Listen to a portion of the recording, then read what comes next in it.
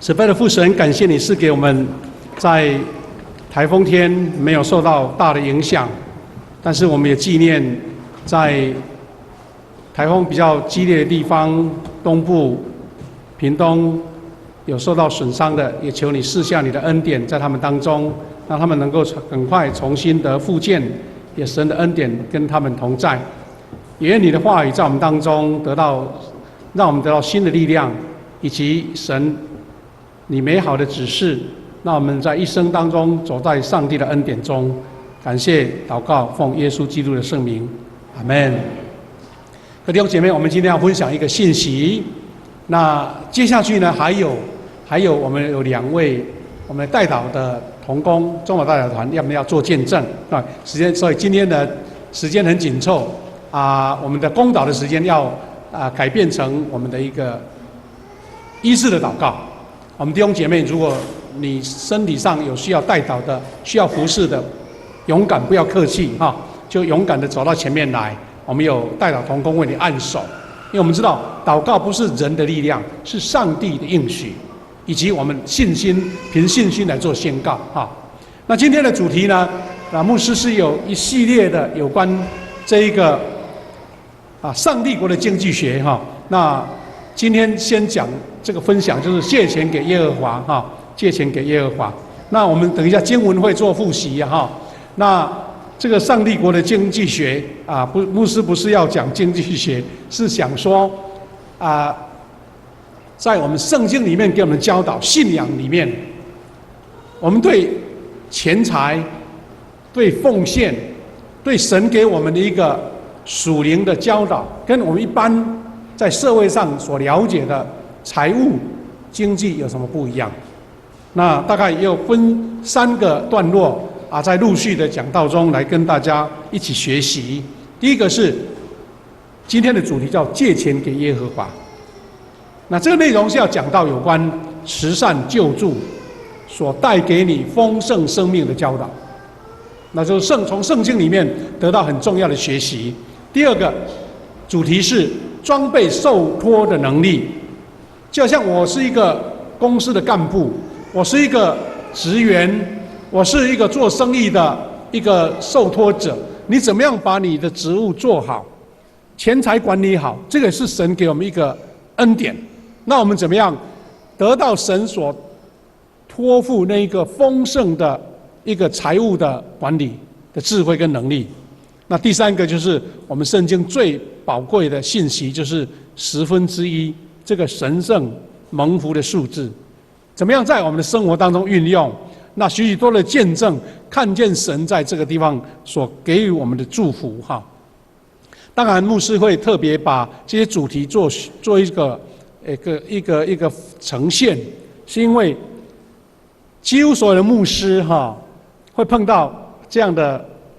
状况，就是说有关奉献的讲道，还有另外一个是什么呢？有关顺服的讲道，通常在教会里面都是比较负面解读的。那你会想说，圣经每一个真理都很重要，为什么这2点会有负面的解读呢？其实没有什么奇怪的，是因为这个跟我们人性有一点不一样。我们都希望说我自己拥有的更多，为什么要叫我付出去呢？但是圣经告诉我们说，施比受更有福，对不对？然后另外一系列讲到是说，我们在教会里面要学会顺服上帝的引导，顺服教会权柄者，我们的领导者的教导，我们可能又会有一种心境上的一种抗拒，就觉得说，我为什么要听你的？你的知识跟能力又不一定比我高。但是这两种信息呢，却是圣经里面一个很重要的祝福的管道。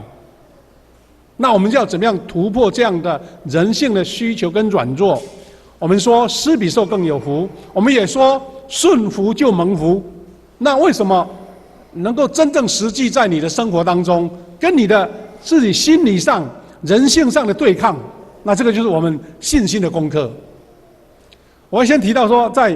韩国，我们如果认识这个中央纯福音教会，他们现在的主任牧师叫做李永勋牧师，他是接续这个赵雍基牧师当主任牧师，大概已经10年了哈，10年了。那我有一次听到他做讲道演讲的时候，他就讲到这方面的一个经验了哈。他年轻的时候，他本来是一个学者，赵雍基牧师栽培他去美国得博士，然后他在那边一边读书一边在装备的当中，就接到一个讯息说，你要到美国的华盛顿华府去，那边有一间韩国人他们自己设立的教会，因为遇到一些困难，因为弟兄姐妹大家有一些纷争，所以要他去那边来牧养看看能不能够改善哈。那一去的时候呢，他们的领导者他们的长子就先给这个李牧师讲说，牧师啊，你来这边牧会很欢迎你你要讲道，我提醒你第一个先不要讲建堂的道理他提醒他，因为教会遇到一些纷争，就是为了建堂的事情大家搞得大家意见纷纷，议论纷纷，意见不好，所以呢，怕这个牧师再来讲，他会遇到更多的挑战但是这个李牧师回家祷告的时候，他就跟他讲说：“哎呀，感谢上帝，上帝你要我讲这样的道。”他意思就是说，信徒有抗拒，其实不是因为情绪的问题，而是遇到这个属灵上的障碍，所以他就真的下个礼拜就开始讲，我们教会要建堂，哇！那个长老吓一跳，说：“我明明告诉你不要讲你怎么会讲呢？”过来之后就他要来找这位牧师说：“李牧师好啦，你讲建堂很好，但是拜托你不要讲死义奉献的道理他回家一祷告说：“哎呀，感谢神，上帝你真的要我讲死义奉献的道理这样子。”那什么意思呢？当然，这位牧师他自己心中很坚定，明确上帝要他做什么。那这个也是表明说，一般有关奉献的道理，通常被负面解读。那但是牧师要学李永勋牧师这样说啦，其实做牧师的有这样的恩典跟福气，不分享给信徒弟兄姐妹，那才是失职因为讲奉献的信息，其实就是在报好消息给你，要报一个祝福大家的最棒的信息给你。那这个不是牧师这个在这个场面说场面的话，是因为有圣经实实际际的根据，也有许许多多神的百姓所做的美好的见证。所以第一个主题是说，为什么我们会说是借钱给耶和华呢？我们现代的教会比较不常讲耶和华，我们新的翻译的圣经说上主，因为耶和华原先是原文的是上帝自己的名称你直接讲名称会觉得有一点这个不敬的意思不过因为我们长老教会已经老早习惯耶和华，因为这3个字听起来很顺口了很顺口。那我们就用这个旧的翻译来分享。圣经这样说，他说箴言19章17节说，记住穷人等于借钱给上主，他的善行上主要偿还。那原来的我们的和合本大家常用的圣经是这么说，怜悯贫穷的就是借给耶和华，他的善行耶和华必偿还。这段话清清楚楚明明白白讲2个重点。什么重点呢？原来犹太人他原始的奉献观是从慈善跟救助来做开始的。因为我们都知道，早期犹太人中东那个社会，他们是从游牧民族先开始，他们是从后来定居了，有种田来养活他们自己的生活。那当时除了献祭之外，没有其他奉献的需要，就是你杀牛啦、羊啦、鸽子啦、鹌鹑啦，来在祭坛烧掉，然后把那些其中有一些部分，我们知道利未记还有其他的旧约圣经讲了很多条例嘛说哪一些东西要归给大祭司啦、给祭司、给利未人啦啊，那些其实都当时的奉献的原始啦。但他重点说你要捐助是慈善跟救助那些软弱的人。所以这段经文就明确的讲到，基督徒的慈善的原则是什么呢？就是将钱借给耶和华。他用这种观念让你知道说，你的捐助不是偶然的，不是损失的。所以这段话说，济助穷人等于借钱给上帝，他的善行上主要偿还。换句话说，你做这样的慈善工作，你不是损失你的钱财，因为钱借给耶和华这一个稳当的天上的银行，钱没有损失掉，只是你用另外一种方式来储存了，你借给耶和华了。那这些钱财，他圣经还讲说，上帝必要偿还。我们都知道啊，当然现在因为银行的利率已经薄到已经没有什么利息了。我记得在20年前到美国去进修的时候，就把一些钱放在美国的银行，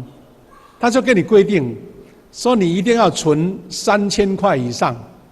才不收你的管理费。如果你的钱降于$3000，我就要收你管理费。那个时候就了解到说，原来现在放钱在银行不是生利息耶，他要收你的保管费。那没想到过没几年，我们台湾也差不多这样子啦。后来我发现我那个账户因为回来台湾了，就忘了去处理，去那个 update。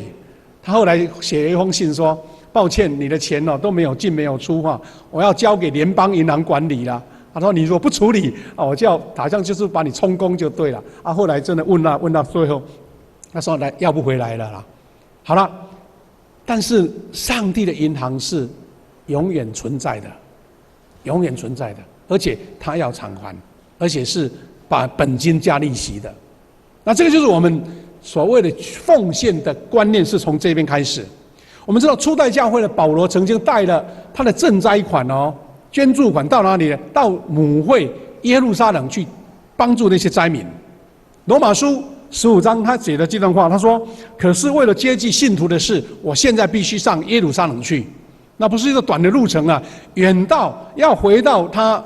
这个教会的创始的耶路撒冷。他说，因为马其顿，我们知道就是在希腊北部，现在一个马其顿共和国又出现了，对不对？就是那个地方的基督徒，他跟亚该亚，就是等于整个亚洲区的这些教会，他捐助一笔钱，要来帮助当时照历史的记载，耶路撒冷那个地方曾经发生天灾了。有点像台湾的88水灾，或是921很多人流离失所没有生活的费用，所以保罗就拿了这一笔在国外的外邦的基督徒所奉献的钱，要来帮助他们。而且他还讲说，这固然是他们乐意做的，事实上也是他们的义务。既然犹太人的基督徒让外邦人分享属灵的恩赐，外邦人也应该在物质上帮助他们。保罗用这个写给罗马教会的书讲到这段话，他一方面是讲说，这些外邦的基督徒他们乐意将这些捐助款帮助他们的母会耶路撒冷的信徒，因为他们是先领受到这个属灵的恩典，就是因为这些基督徒因为迫害嘛那就逃跑到安提阿，到这个以弗所，到亚细亚，一直到欧洲，那这些地方传福音，因为他们受迫害，也将上帝的福音、耶稣基督的救恩分享给他们。他们觉得我们有得到这样的恩典，所以呢，我们有物质上的，我们就回馈，是一个互相往来的意思各位弟兄姐妹，我们可以很清楚的理解这一个捐助会得到上帝祝福的一个概念，其实是很清楚在我们生活上。我们记得几年前发生了日本的3.11大地震，对不对？还有这个海啸发生。我们从那个电视荧幕看到说，哇，竟然这种天然的灾害严重到这种地步，整个海水像一个大墙一样就掩盖过来，逃都逃不了。那件事情发生之后呢，我们台湾的百姓呢，为日本做捐献，好像100-200亿，而且是全世界捐最多的。我们的国家不是最大，我们人口不是最多，但是捐的最多。看起来我们大家都很乐意，因为这是我们的邻居，而且很多人喜欢日本这种他们的生活的环境。但重点在哪里呢？重点是在于说，日本人感念在山呐。我相信暑假很多弟兄姐妹到日本去旅游，你会发现说很特别的一个现象，就是当你说我是台湾来的时候，这些店家、这些旅馆的工作人员对你是特别的客气。虽然我们当初的捐献不是针对这个人，但是他因为觉得说，你们台湾的百姓对我们日本人在苦难当中来关心我们，所以我们就用我们自己能做的方式来回馈给你。他会分辨说你到底是从中国大陆来的，还是从台湾来的，那个态度都不一样。而且我们台湾每次发生天然灾害的时候，日本人就自动来。前2年发生了韩国这个在花莲的大地震也是日本人就都来帮助。那我们可以这样想说，上帝要偿还这个方式也是偿还的一种，对不对？是上帝另外一种方式回馈给你，因为你之前曾做了好事，人家会纪念你，上帝就借由这个方式让你得到更多的恩典。所以呢，上帝看重我们帮助穷人这种美德啦。那帮助等于就是你付出嘛，你是捐献嘛。所以在以赛亚书58章10到11节，也同样讲出了这一段很重要的信息。这段经文这样讲说：当你记住贫穷，它会让你的整个生命充满了光明。换句话说，它不只是让你实质上得到帮助而是你的生命概念、你的整个人生会产生一种非常奇妙的改变。他说，好像你从黑暗变光明，而且上帝还是一再的承诺说，上帝要亲自供应，以美物来满足你们。这段经文这样子说：假如你给饥饿的人吃，使穷困的人得满足，你们四周的黑暗便变成为光明，是黑夜也将成为白昼。这个事情我们可以从2个点来讲。一个是你个人，你会觉得好像你的人生就非常的开阔，你的人生充满了一个很有意义的事情在你身上，你的观念、你的思想会改变，你真的会成为一个光明的人生。其实另外一个是怎么样？一个善的付出、捐助的行动，会产生这个社会一种光明面。所以我们常会讲说，台湾最美的风景是人，是因为你帮助了这些外地人。特别最近香港因为发生了很严重的一个反送中的一个居民的一种抗争很多人想要跑来台湾。那个香港人他们会说，奇怪，以前香港是看我们台湾看不大起的啦，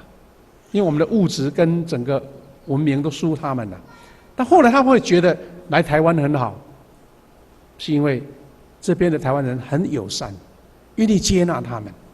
所以这种互相的行动会看到台湾的社会很多光明的一面，会让人家感动。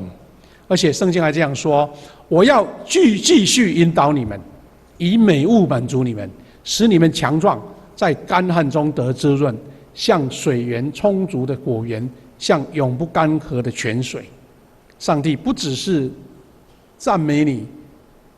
肯定你，而且他还附带一个条件，就是说我要回馈给你，而且这种回馈是让你在干旱中得滋润，让美物满足你，而且是永不干涸的水源。这个是很实质的啦，就是你捐助穷人你不会变穷就对了，你会有上帝应许的更多的富足。那这个就是我们发现说，从犹太人这种捐献照顾穷人的举动，慢慢人类的发展就其实是引发了公益社会的追求，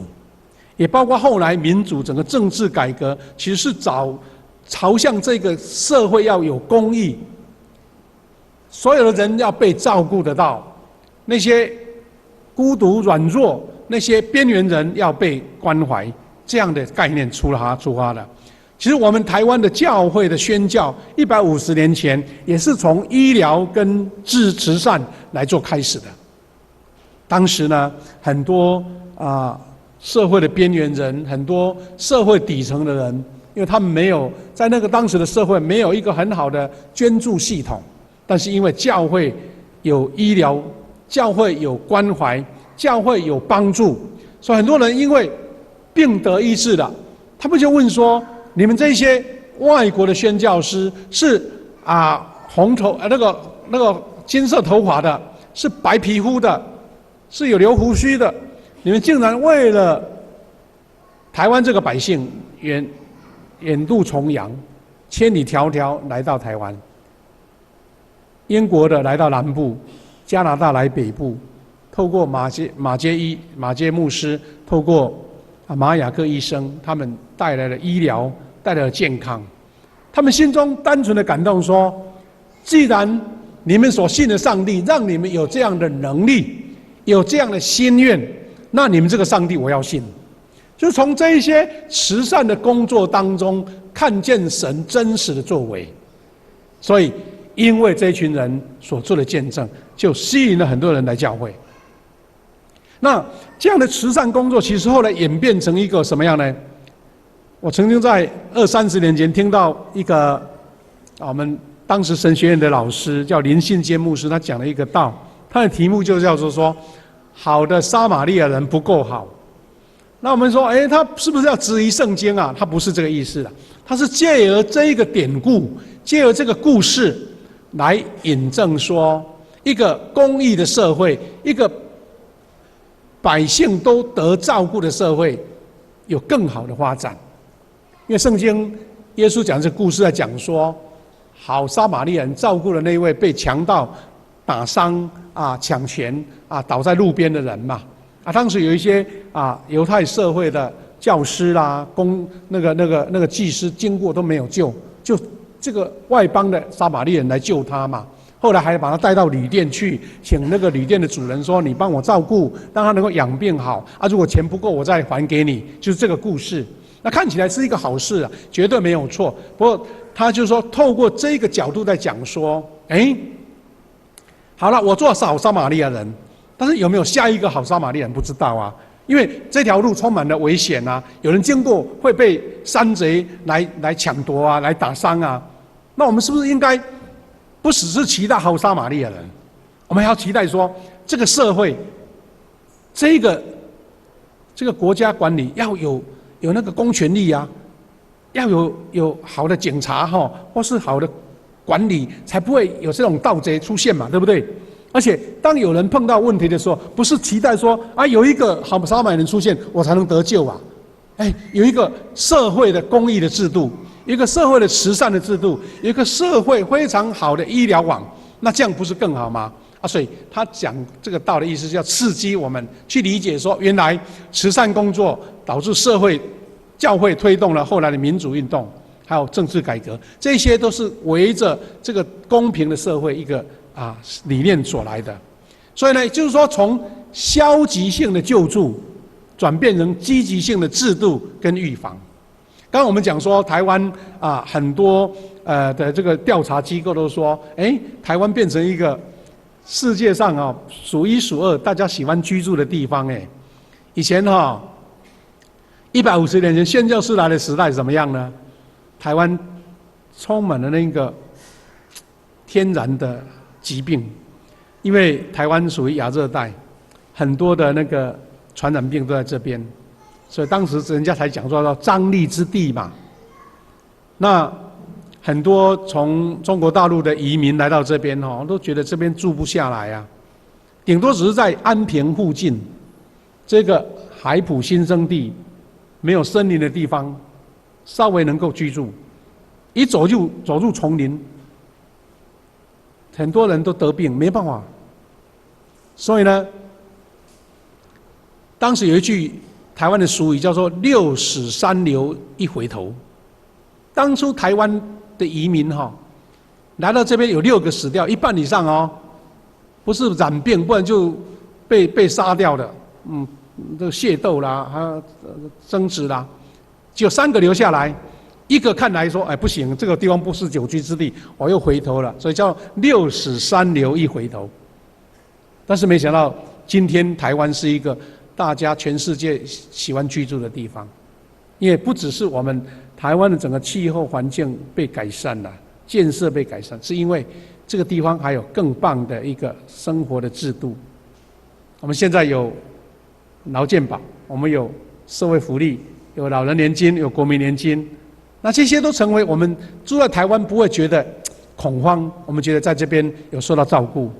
甚至以前呢，我们曾经有叫什么1级平民、2级平民、2级平民，对不对？现在这个名称都不要了，只是讲说低收入户，因为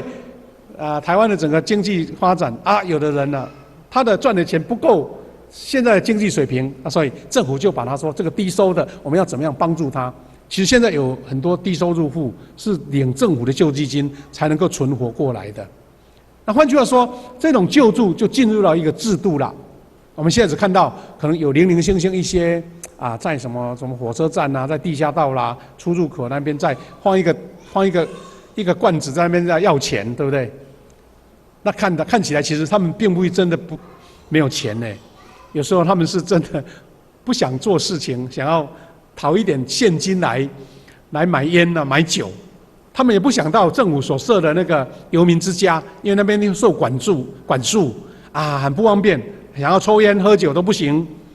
那换句话说，这一个捐献的救济的动作，一直演变到现在，已经成为一个社会的制度。好，那借钱给耶和华，这个是一个非常重要的属灵的概念，还包括一样，慈善工作就是一种献祭，是敬拜上帝的一部分。我们在前半年不是读了标杆人生吗？那第一个人生就是敬拜的人生。我们怎么样在生活上，我们的工作、我们的行业、我们的家庭里面走出神的恩典？那这个就是敬拜的一部分哦，不是我们这个时间这个1-2个小时在这边做礼拜才叫敬拜。而且圣经还说，你的捐献就是敬拜的一部分。希伯来书13章16节这样说。他说：“不可忘记行善和帮助别人，因为这样的祭物是上帝所喜欢的。行善、帮助，这个就是献祭，不是一种实质上的，你杀了一头牛放到祭坛上烧掉才算是献祭。所以各位弟兄姐妹，我们要理解整个上帝国的经济学，除了捐献不是失去，而是得着；捐献不是肉包子打狗。”捐献是寄钱在上帝的银行，而且上帝要偿还给你。还另外一点，捐献不在于数字，不是它那个数目的高低，而是在于你的心意跟态度。一个非常重要的概念，只是主耶稣讲的。主耶稣的数学题呢，它是1大于100的。在这个马可福音这个有点写错了，就引用是马太福音所写的。这段经文，我们看这边这样说：耶稣坐在圣殿库房的对面，看大家怎么样投钱在奉献箱里。有很多有钱人投进许多钱。42节说，后来一个穷寡妇上来，投进2个小铜板，约等于1文钱。有钱人丢了很多钱，对不对？那一个寡妇丢了2个铜板，差不多1文钱，差距太大了。但是从耶稣的观念，耶稣他不是去找他们那些人是把他的门徒叫过来，把门徒叫过来对他们说：“我实在告诉你们，这个穷寡妇所投进奉献箱的比其他人都多。”在这边也给我们弟兄姐妹一个释疑啦哈。我们不是在周报里面比较说谁奉献比较多比较少，那个是上帝自己会衡量，主耶稣自己的衡量。主耶稣衡量你是说，你到底有没有甘心乐意？你到底愿不愿意为了你对神的敬拜，你愿意稍微让你自己觉得可能的能力范围内，愿意把钱奉献出来？那这才是耶稣所讲的一个观念。这个穷寡妇，因为她怎么样呢？她说别人是从他们的财富中捐出有余的、剩下的，可是她已经很穷，却把他自己的全部生活费都献上了。主耶稣用这样的概念跟门徒讲，表示说你不要我们所谓的趋炎附势，觉得说有钱人才是你要关心的，但是这个穷寡妇才是他把余生的都奉献出来了。所以我们奉献不是跟别人比较，而是根据自己的能力。主耶稣还这样子讲，他说奉献跟济贫，他是坐在主耶稣身上。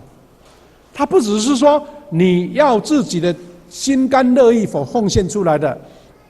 数字观念是在耶稣里面，它是最大的，而且还包括说你所做的事是做在主耶稣里面。马可12章41到4，就是这个经文才正确，就是这个经文的福音书了哈。王要回答：我郑重的告诉你们，既然你们为我的跟从者中最微小的一人做，就是为我而做的。你关心的一个弱小的、卑微的、被边缘的、软弱的，你坐在他身上，就是坐在耶稣的身上。所以我们要分享说，保罗他怎么样教导做奉献的教导。这段经文刚刚我们读了一遍了，我们稍微做一点学习了哈。那时间的关系，我们就有这几点保罗要告诉我们的。第一点，保罗说奉献就如同撒种一般。各位弟兄姐妹，你一定了解撒种的意思是你要先撒出种子，对不对？但是你撒的多，它就成长的越多嘛。一颗种子可以长出30、60、100倍嘛。所以他把奉献看成是一种撒种，少种的少收，多种的就多收。这2天因为台风的关系，很多农人会讲说我们都是看天吃饭，对不对？我们在美浓啦在那个旗山啦他们那边会担心木瓜啦、香蕉啦会被受损在东部了，很多人种那个释迦，哇，那个释迦很脆弱，对不对？一扫就坏掉了。那最近我们麻豆的农夫就赶快要摘那个老长那个柚子啦，因为现在柚子要在中秋节要来出产了。这个是比较属于风灾的观念，我们都知道。但是你知道，农人他们会用心的栽培，撒了种子，他们就知道到秋天他们会丰收。所以奉献是一种撒种。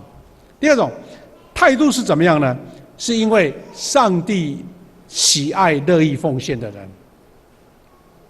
第三个，奉献要干嘛？原始的概念就是来救济贫穷的人。当然现在因为救济贫穷已经成为一个社会的制度了，所以我们现在教会收奉献，当然有不同的用途了哈。宣教很重要，我们的门徒教育也很重要，那很多事工的经会要经营都很重要，但这些都跟救济穷人同样的概念，因为这个钱是在上帝的手中被神所运用了。而且保罗的奉献的概念跟前面我们读的无论是希伯来书，我们无论是读这个以赛亚，或是读到那个箴言，他同样在讲什么样呢？上帝要为你做的事负责，你拿出来不是损失，不是要丢到水里面，是要让你的义举结出丰丰富富的果子。神要加倍给你，神要让你所付出的得到加倍的收获，那就是神特别恩膏祝福的。所以我才说牧师不讲这样的道理，那才觉得有亏欠啊。因为这个恩典跟福气不告诉弟兄姐妹，然后他上帝的赐福怎么样？他说使你们富足，而且随时有慷慨施舍的能力。换句话说，我们从整个的捐献跟整个的一个关怀帮助弱小，它其实是在撒种，它其实是在上帝的面前得到上帝更多应许的一个管道。所以弟兄姐妹，我们最后一个结论是：我们创造万有的上帝，他世界所有的丰盛是从他而来。你想想看，上帝需要你给他什么吗？你需要这些财物给上帝吗？上帝有需要吗？不是上帝需要，上帝是要试验你的信心，上帝是要看见你对神的一个托付跟信心够不够。换句话说，一个会愿意捐献帮助穷人的人，他是把自己的小小的口袋、小小的钱袋，跟上帝丰富的天上的库房连接在一起，互通有无了。你不足，神会供应。但是你如果觉得说这个我自己管理的，我用的够就好了，那神说那好吧，你就自己来吧。你不足，因为你不愿意被神所供应嘛。所以记得，奉献的秘诀是要让你进入属灵天上上帝的库房。有这样的信心，是要有见证才有用。很多弟兄姐妹，很多有神特别恩典的基督徒，他们都经历到这样在神面前得到丰盛。各位弟兄姐妹，我们要接下去有一个见证。见证是要让大家知道说，神怎么样透过我们的祷告得到应许，这样的祝福，许多的见证人像云彩一样。我们今天特别的安排了两位，第一位是曾昌文弟兄，第二位是瑞蒙兄跟嘉怡姐妹，他们要把自己参加这一个中保代祷所得到神的恩典来分享给大家。好，所以下半段要请他们来做见。现在请昌文兄来拍手来欢迎他来。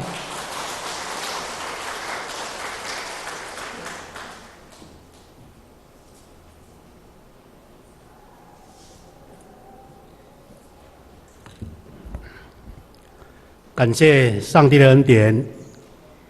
也感谢教会有幸福小组，让我有这个机会来认识这位奇妙恩典的上帝，做我生命中的救主。这是我一生中对我最大的祝福。信主受洗后，内心很渴慕，想进一步认识神，感受主耶稣基督的爱，心里面感到非常的荣幸，能够加入富强教会这个大家庭。牧师、长职以及同工无怨无悔、全心全意的来为我们教会服事，提供这么好的资源来牧养我们这些初信者，让我深受感动。除了参与交通的服事以外，自己认为还有一些力量来做其他的服事，加上小组兄姐的鼓励，我也选择了加入中保代祷这个事工的团队。在今年的5月5号，我们教会举办了祝福宣告差派礼。我当时心里面就有一个念头，时间已经到了，应该抽烟抽了40年了啦。我相信主耶稣基督呢，不喜欢一个有抽烟的人在神圣的祷告室呢做这个神圣的一个代祷的服事，所以我当下就做了一个很大的决定，我祈求主耶稣基督来怜悯医治我。我也写了代祷卡，请代祷团队为我做这个扶持的祷告，祈求主耶稣来帮助我，医治我这些不良的习性，我的脾气。期待家人朋友能够看到我的改变，肯定我的信仰，进而信主受洗，成为上帝的儿女，领受上帝的恩典。感谢主，真的让我戒烟成功了。刚开始呢，谢谢，抽了40年了啦。刚开始呢，说不痛苦，那都是骗人的啦。当我有那个想抽烟的念头的时候，我就祈求主耶稣赐给我信心，赐给我力量，帮助我戒掉这个捆绑束缚我将近40年这个不好的习惯。真的，抽烟有百害而无一利啊！我也希望我们主内的兄姐，还有抽烟这个不好的习惯呢，能够早日戒掉，跟我同享平安喜乐的新生活。感谢主。8月初的时候，我自己无意中发现我的喉咙这边呢有一个很小的肿块啊。到诊所去门诊求医呢，初步的诊断是唾液腺的肿瘤。医生也建议开了那个转诊单呢，要我到市立医院去做电脑断层的扫描。在这个检查报告期间呢，我心里面也是很百般无奈啊，因为接下来的我的安排的行程呢，除了这一次的见证分享之外，我还有参加信武小组的同工、服侍，还有中秋节，我大儿子要从马来西亚来台湾来探亲旅游，我心里面就很纳闷，为什么上帝偏偏选在这个时间给我这个考验？那一阵子刚好下雨啊，我骑摩托车回到我住的地方呢，我沿路都一直祷告啊。其实我不知道是泪水还是雨水呢，我整个那种感受呢，那种对未来前途未知那种茫然、那种挫折，我只好选择勇敢的面对。我只有祈求主耶稣给我信心，赐给我力量。我也写代祷卡，请代祷团队呢为我帮忙扶持祷告。感谢主，检查的报告结果呢，只是一般的结石而已。医生说，你可以选择跟他和平共处一生，只是偶尔你抵抗力比较弱的时候会发炎，这样而已。但是我还是选择呢，勇敢的去面对呢。我也安排一个时间呢，要做一个简单的手术治疗。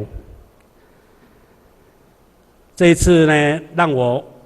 感受到呢，只要我遇到什么困难，我有这位我值得我依靠的上帝来帮助我。只要我诚心祷告，我必然得胜。我们工厂会计是长兴教会的姐妹，知道我们教会有代祷的服事，要我帮忙提供代祷卡，让我们团队能帮他的大儿子祷告。他大儿子国中3年级就罹患白血球病，四处求医治疗，医生都束手无策，要家人做好心理准备，情况很不乐观。感谢主的怜悯，目前的病情呢已经稳定的控制。他的家属也很感谢我们代祷团队的服事代祷，要我转达致谢之意。相信借着在祷告室的服事，圣灵也在调整、帮助、祝福我的生命。也求主能够洁净我，赦免我一切知道或不知道的罪，饶恕过去我所犯的罪过，早日成为蒙主喜悦可以使用的器皿。在此也谢谢能够期待有更多的兄姐能够参与我们中保代祷的服事，大家同心协力一起服事，来分享蒙主应允的喜悦，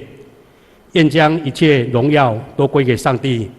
最后祝大家身体健康，阖家平安喜乐。谢谢大家。谢谢张文兄啊，感谢主啊，实在很感动哈，感动，因为张文兄他其实是去年幸福小组的果子，12月才受洗的。那我们从他得到的一个见证，心中得到很多的激励。特别我们从他身上学到说，基督徒不分前后哦，哈，你不是信主很久了，但是你的信心要同样被激励啊。现在虽然资历很浅，但是人家愿意被神所使用。那第二位见证是我们的嘉怡姐妹哈，跟我们的瑞蒙兄他们夫妻得到神很多的祝福，我们来拍手欢迎他。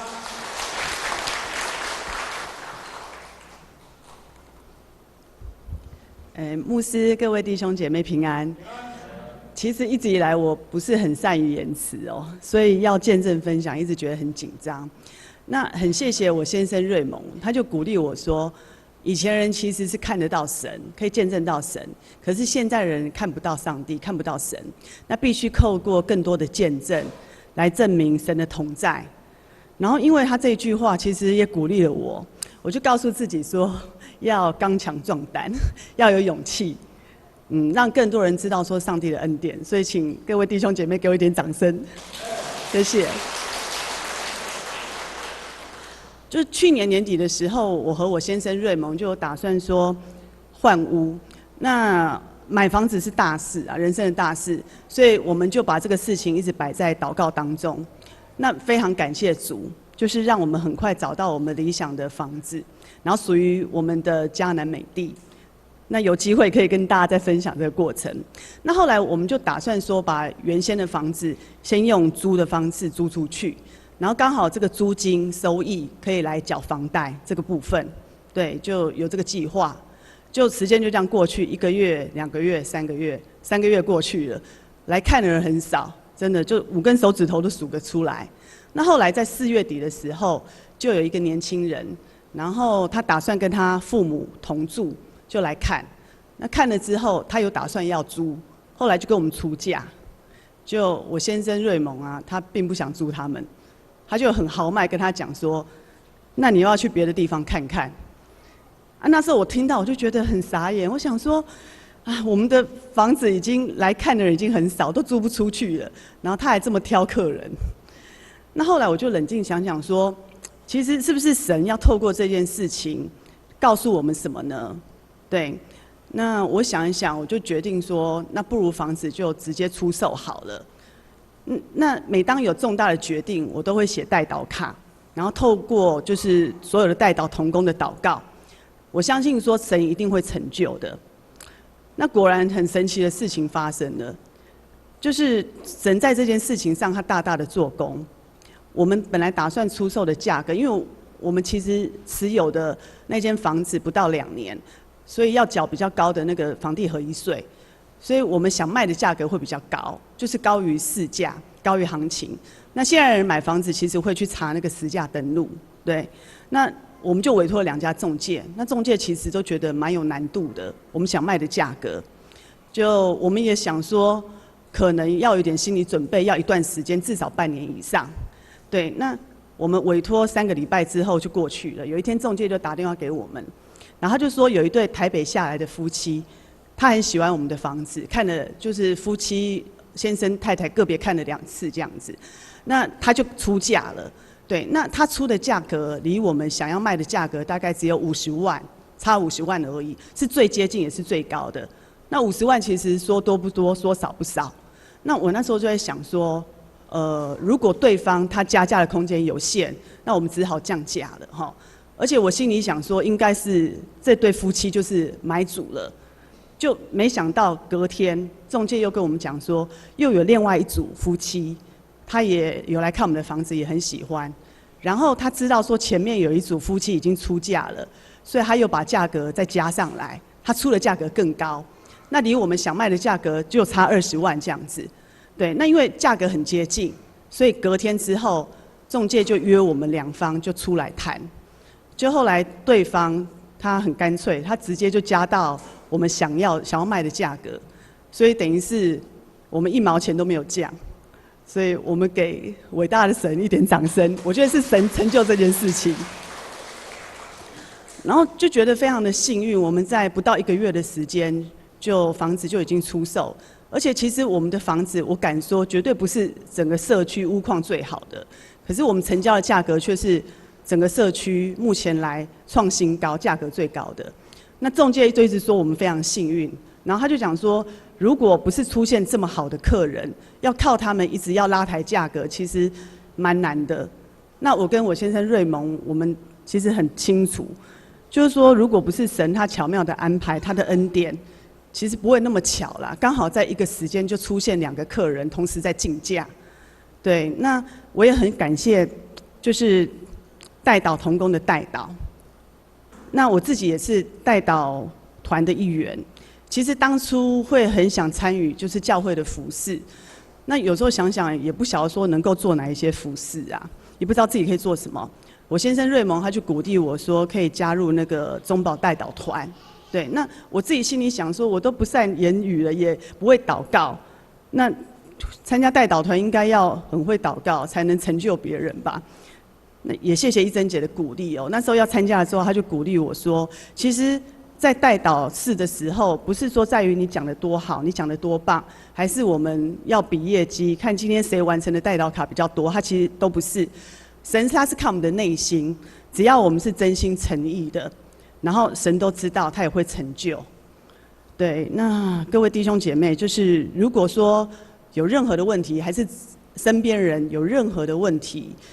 你们可以写代祷卡。那高铁大家都搭过，高铁到台北有那一种站站都停的，也有那个只停大站的直达车。